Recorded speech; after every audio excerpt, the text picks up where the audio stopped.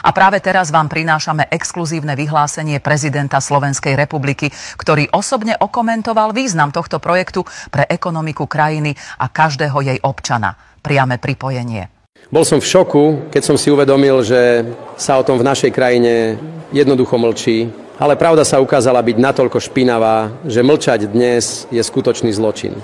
Každý Slovák musí vedieť, čo sa v skutočnosti deje v týchto ťažkých časoch, keď bežní ľudia len ťažko vychádzajú s peniazmi. Naši politici, bankári a elita si potichu plnia vrecká, sedia doma a to všetko vďaka tomuto projektu. Ale teraz prišiel čas odhaliť pravdu. Osobne som tento projekt otestoval a výsledky za niekoľko dní ma šokovali. S týmto projektom je možné zarábať od 30 000 do 130 000 eur mesačne. A to nie je vtip.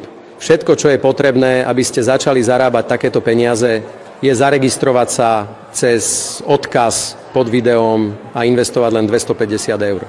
Tento projekt je vhodný úplne pre každého, nevyžaduje znalosti, skúsenosti, ani čas. Je úplne legálny a prešiel všetkými kontrolami. Je tiež registrovaný a je pod dohľadom Národnej banky Slovenska.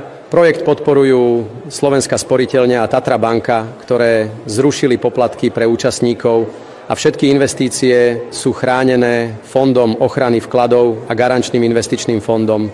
Garantujem, že každý môže zarábať 800 eur denne a ak za týždeň nezarobíte aspoň 7 000 eur, bude vyplatená kompenzácia vo výške 30 000 eur.